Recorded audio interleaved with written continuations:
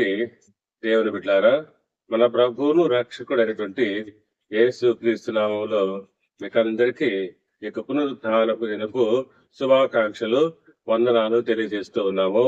దేవుడు మిమ్మల్ని దీవించి ఆశీర్వదించిన గాక. ఆమేన్.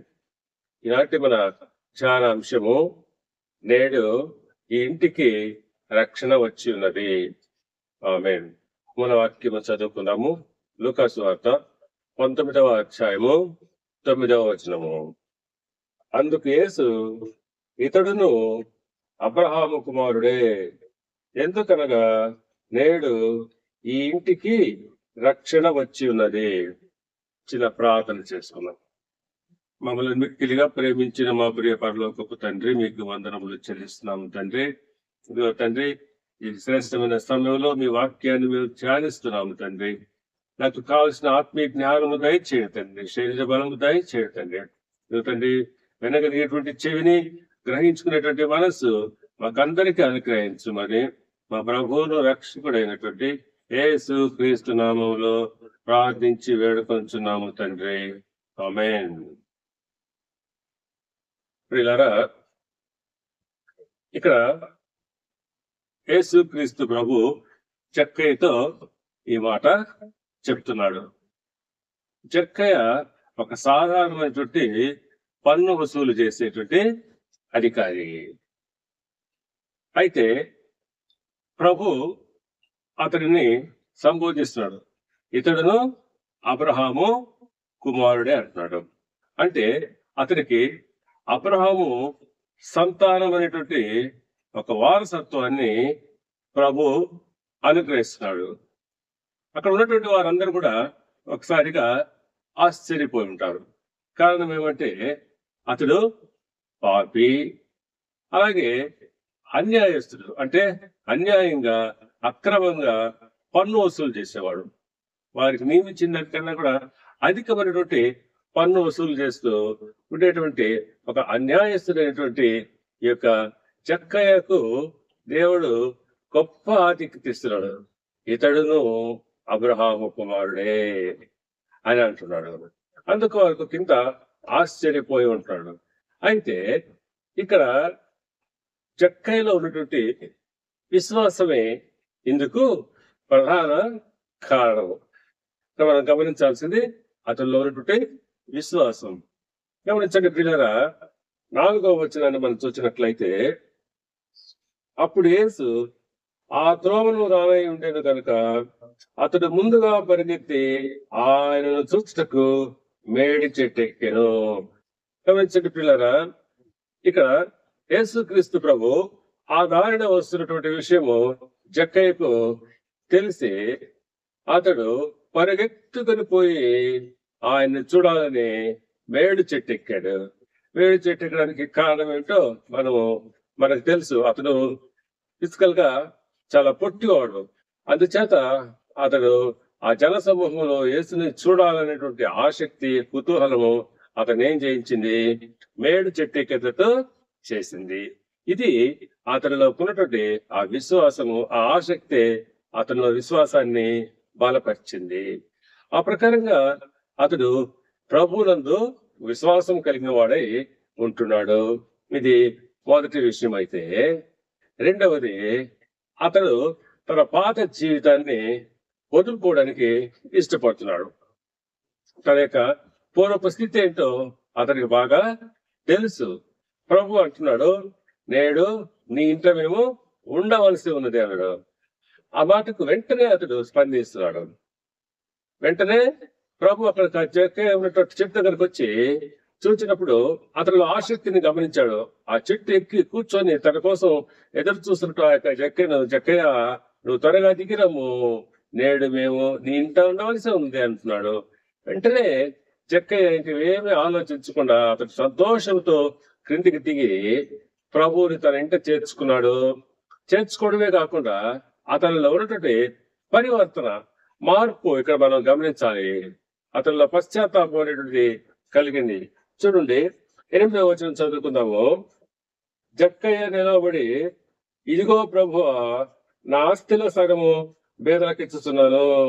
నేనెవరి యొద్దనైనను అన్యాయముగా దేనినైనా తీసుకున్న యెడల అతనికి 4 అంతలు మరలా చెల్లింతునని ప్రభువుతో చెప్పాను. గమనించండి ప్రియులారా, ఇక్కడ అంటున్నాడు అతడు, ప్రభువా నా ఆస్తిలో సగము బీదలకు ఇచ్చేస్తానంటున్నాడు. అనగా ఇక్కడ తన ఆస్తిని అతను నమ్ముకోవడం లేదు. ఎంతో మంది ప్రభువుని వెంబడించడానికి వచ్చినటువంటి వారు ప్రభు ఇక డబ్బు విషయం దగ్గరికి వచ్చేటప్పటికి నన్ను వెంబడించగల వారు మీ ఆస్తిని అమ్మి బీదలకు ఇచ్చి నన్ను వెంబడించమన్నప్పుడు వారు ఆయన వదిలిపెట్టి వెళ్ళిపోయిన సందర్భాలు చాలా ఉన్నాయి. సహజంగానే ప్రతి ఒక్కరు కూడా వారు కొన్నటువంటి దేన్నైనా వదులుకుంటారు, కానీ తమ ఆస్తిని తమ డబ్బుని ప్రభు కోసం గాని ఇంకెవరి కోసం గాని వదులుకోవడానికి ఇష్టపడరు. ఇంకేమైనా చెప్తే చేస్తారు, కానీ డబ్బుని ఆస్తిని వదులుకోబట్టి ఎవరు కూడా వదలరు. ఆ ప్రకారంగానే జక్కయ్య అయితే ఇక్కడ అతనిలో ఎంత ఆయన దయాదాక్షిణ్యం లేకుండా ఎక్కువ ట్యాక్స్ వసూలు చేసినాడు. అన్యాయస్తుడే.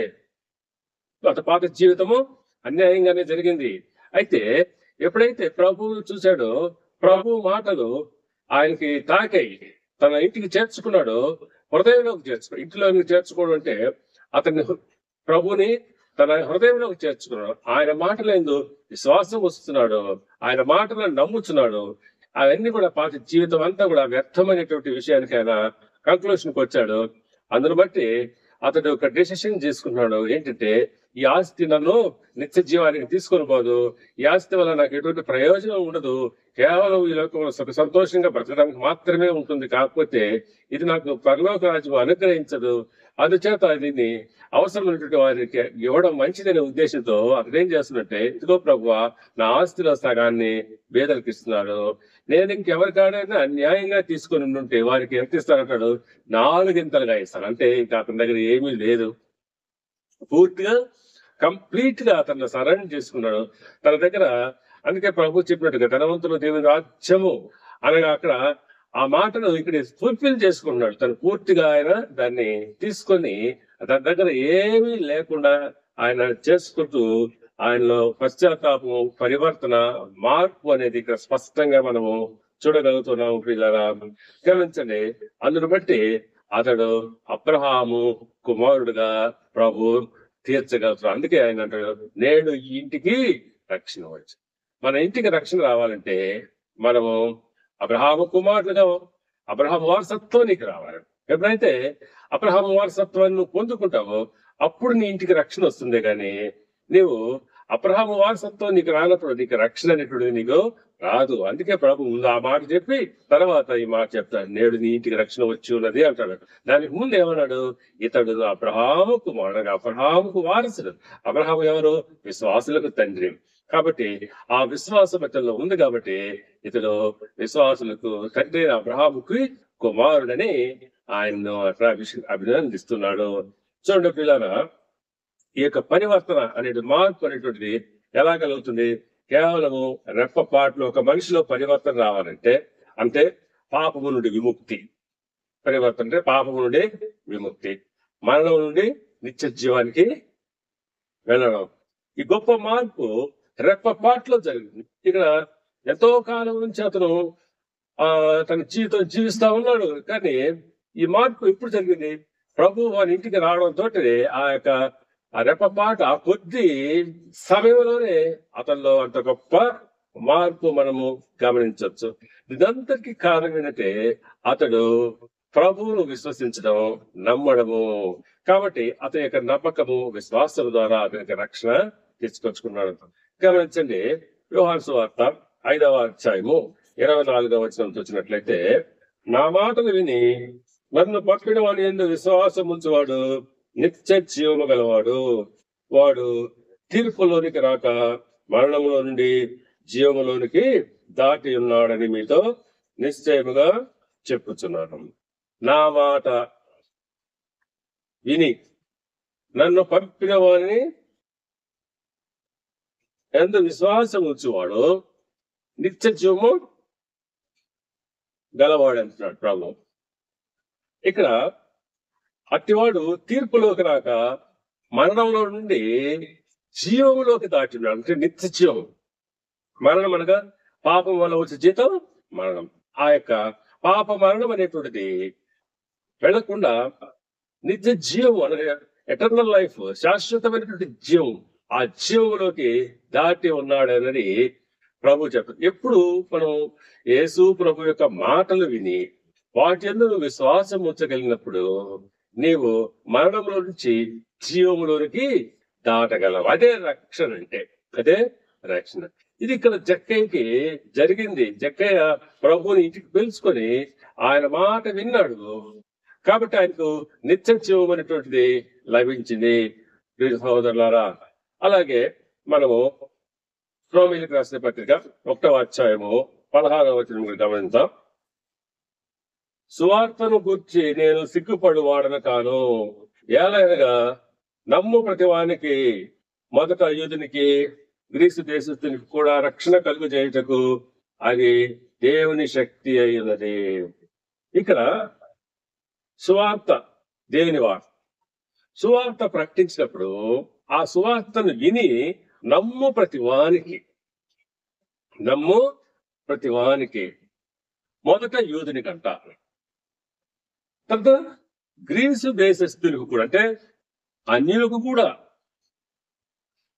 రక్షణ కలుగు చేయడానికి అది దేవుని యొక్క శక్తి అయి ఉంది. సువార్త అంటే దేవుని యొక్క వాక్యం. ఆ రక్షణ సువార్త మనకు వచ్చినప్పుడు నువ్వు దాన్ని విని నమ్మినప్పుడు నమ్ము ప్రతి వానికి, మొదట యూదులకు రక్షణ అన్నాడు. అయితే తర్వాత గ్రీస్ అంటే అందరికీ, ప్రతి ఒక్కరికి రక్షణ అనేటువంటిది దేవుడు అనుగ్రహించి ఉంటున్నాడు. కాబట్టి ఇక్కడ జక్కయ్య ఆయన అబ్రహాము సంతానమని చెప్పడంలో కేవలము అబ్రహాము వంశంలో పుట్టాడని మాత్రమే కాదు, క్రీస్తులో నమ్మకం ఉంచే వారికి తండ్రి అయిన అబ్రహాము నిజమైన సంతానమని యేసు ఉద్దేశం. కాబట్టి ఇక్కడ జక్కయ్య క్రీస్తులో ఆయన నమ్మకం ఉంచడం ద్వారా అబ్రహాము సంతానానికి నిజమైన వారసుడని ప్రకటిస్తున్నాడు ఆయన. అంతేగాని ఇతను యూదులని అబ్రహాము వంశములో పుట్టినాడని కాదు. అబ్రహాము వంశములో అప్పుడు ఎంతో మంది యూదులందరూ అబ్రహాము వంశానికి సంబంధించిన వారే, కానీ యూదులైన ప్రతివాడు యూదులు కాదు అని అంటే వారందరూ యూదులు కాదంటే అర్థం ఏంటంటే అబ్రహాము సంతానమనే కాదు. కాబట్టి ఎవరు ఆయన నమ్మకం ఉంచుతారో, ఎవరైతే విశ్వాసం ఉంచుతారో వారు మాత్రమే అబ్రహాము సంతానం, నిజమైనటువంటి వారసులని అక్కడ స్పష్టం చేస్తున్నాడు. ప్రియులారా చూడండి, రోమాపత్రిక 4వ అధ్యాయము 16వ వచనంలో, ఈ హేతు చేత ఆ వాగ్దానము యావత్ సంతతికి అనగా ధర్మశాస్త్రము గల వారికి మాత్రమే కాక అబ్రహాముకున్నట్టి విశ్వాసము గల వారికి కూడా దృఢము కావాలని కృపను అనుసరించినదై ఉండునట్లు అది విశ్వాస మూలము అయినదాయను. చూడండి, ఈ హేతువు చేత ఆ వాగ్దానం అంటే దేవుడు అనుగ్రహించిన ఆ వాగ్దానం అనేది ఏదైతే ఉందో అది ఇక్కడ అబ్రహాముకున్నట్టి విశ్వాసము గల వారికి, అబ్రహాముకి ఎటువంటి విశ్వాసం అయితే ఉందో అటువంటి విశ్వాసం ఎవరికైతే ఉందో వారికి కూడా దృఢము కావాలి, అంటే స్థిరంగా ఉండాలని కృపను అనుసరించినదై ఉండినట్లు అది విశ్వాసము మూలమైనదిగా ఉంటున్నది.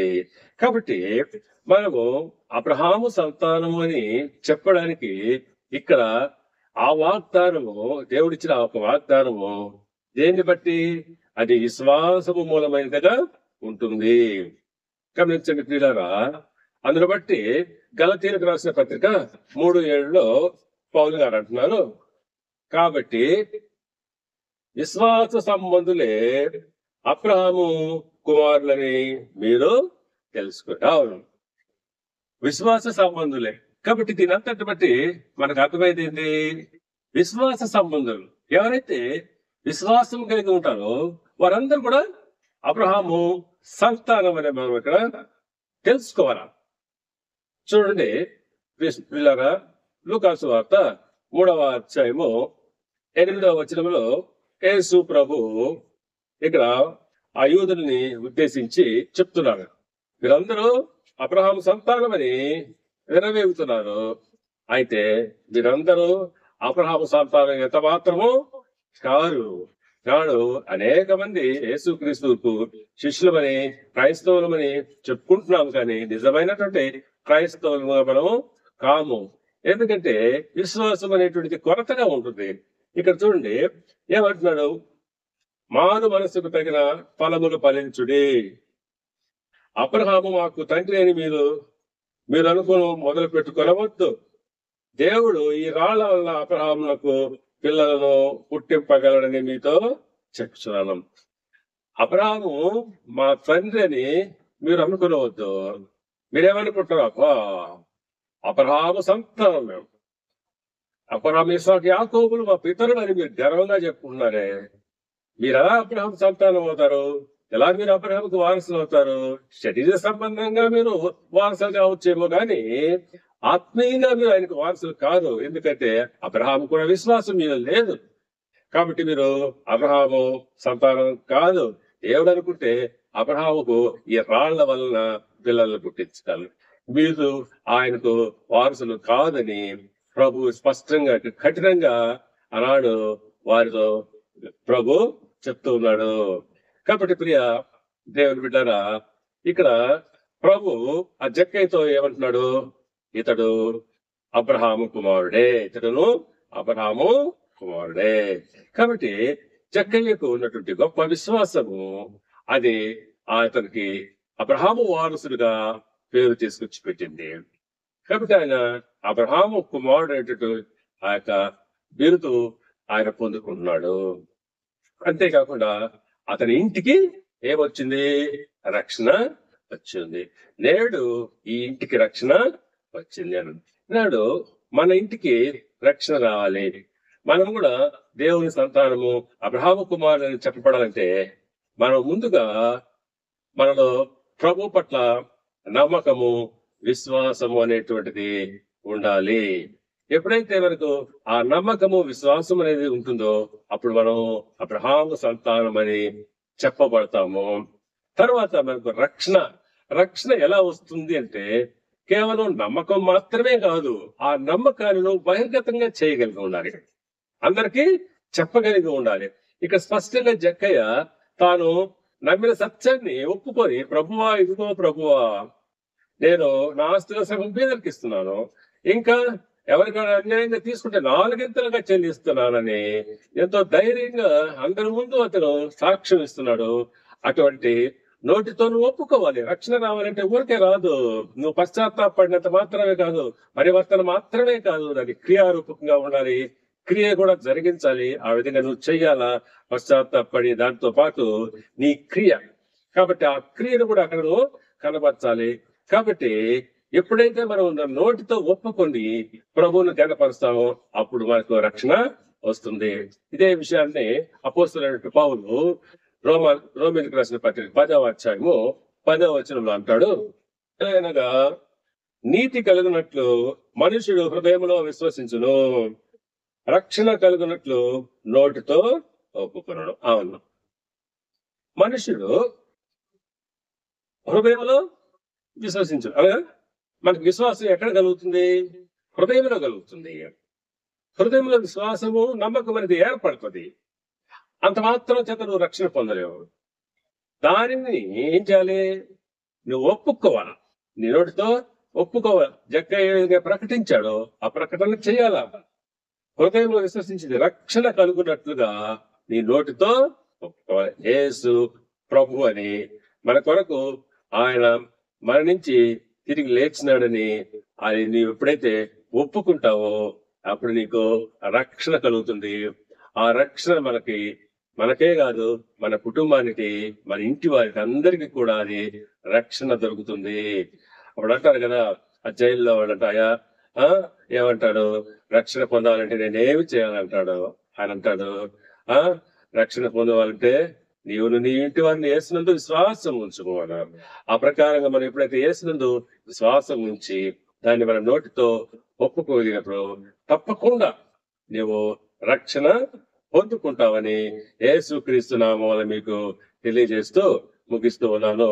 దేవుడి యొక్క వాక్యము దీవించి ఆశీర్వదించి వర్ధిల్ల చేయనుగాక. ఆమేన్.